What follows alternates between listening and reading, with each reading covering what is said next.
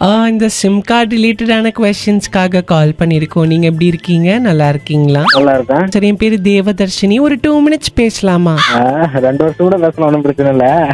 எந்த ஊர் சார் நீங்க? நாங்க மேட்டூர். நீங்க? நான் இங்க சேலம் சார். ஆமாமா. ஆமா ஆமா ஆமா. வாய்ஸ் அழகா இருக்கே.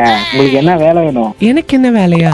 உங்களுக்கு ஒரு வேலை போட்டு தரலாம்னு ஒரு ஐடியா இருக்கு. என்ன வேலை? எந்த வேலை வேணா கொடுப்போம். நீங்க ஏன் கேக்குறீங்க? ஏன் ஒரு மாதிரி பேசி நீங்களே அங்க ஒரு வெக்கமாகுது. என்ன வேலைன்னு சொன்னீங்கன்னா நானும் வர ட்ரை பண்றேன். ட்ரை பண்றீங்களா? உங்க வீட்டுல எதுவும் சொல்ல மாட்டாங்களா?